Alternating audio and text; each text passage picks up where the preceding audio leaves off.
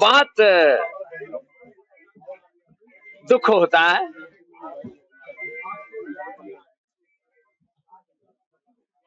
ये सुन करके अंतर्मन को बहुत वेदना होती है कि हमारे कुछ साधु संत महापुरुष योगी जी महाराज पर भी अभद्र टिप्पणी की। एक साधु अपने राजधर्म के साथ अपने सनातन धर्म के गौरव को प्रतिष्ठापित करने के लिए अहर्निश पुरुषार्थ कर रहे हैं। मुझे लगता है योगी जी महाराज 2, 3, 4 घंटे से ज्यादा तो सोए नहीं होंगे पिछले कई महीनों से। ऐसे एक तपस्वी साधु जो हमारे सनातन के भी गौरव है, नाथ परंपरा जो सिद्धों की परंपरा है, नाथ संप्रदाय के, सनातन परंपरा के, और मैं तो कहता हूं वह राष्ट्र के गौरव है। ऐसे योगी जी महाराज जो प्रचंड पुरुषार्थी है और प्रशासन में, शासन में, व्यवस्था में जो 0% टॉलरेंस के साथ काम करते हैं कि भाई जो होना चाहिए वही होना चाहिए, ऐसे महापुरुष ने इतनी बड़ी व्यवस्थाएं की, करोड़ों लोगों का स्नान और उनके सब प्रकार से योगक्षेम का ध्यान उन्होंने रखा, फिर भी भूल हुई है। भूल हो सकती है।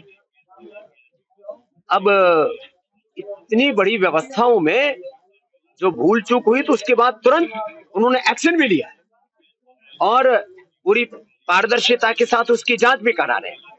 ऐसे में किसी साधु संत महात्मा के द्वारा कम से कम योगी जी पर ओछी टिप्पणी, ओछी बात, यह अशोभनीय है। देखो, अब इसके लिए तो जांच आयोग बैठा दिए गए हैं, उसके लिए जो भी दोषी होंगे उन पर कार्रवाई भी होगी।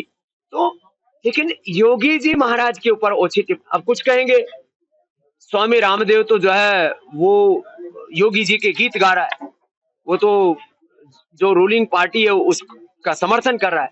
देखो, हम किसी के दया के पात्र नहीं, हमने किसी से कोई बजट नहीं लिया हुआ है, हम साधु हैं और साधु यदि साधु की प्रशंसा नहीं करेगा, साधु का साथ समर्थन नहीं देगा तो कौन देगा। ऐसे में मैं कम से कम साधु संत महात्माओं से तो कहूंगा वो योगी जी महाराज पर किसी भी प्रकार की ओछी अभद्र टिप्पणी ना करें। बाकी राजनेता पक्ष विपक्ष कुछ भी बात करता रहे, उसे वो फर्क नहीं पड़ता। देखिए, मोदी जी की नीयत, नीतियां और नेतृत्व देश के लिए मंगलकारी शुभ है। मोदी जी का जो विकसित भारत का सपना है उसके लिए जो एक बजट चाहिए, एक समग्र विकास का, जिसमें गरीब, मध्यम वर्ग और देश को समृद्धि के शिखर तक जो उन्होंने संकल्प दोहराया है कि संकल्प से सिद्धि और उससे शिखर तक की जो यात्रा उसकी पूर्ति हेतु जो भी आवश्यक कदम उठाने चाहिए, उस तरह के प्रोविजन इस बजट में है। उसके लिए बधाई।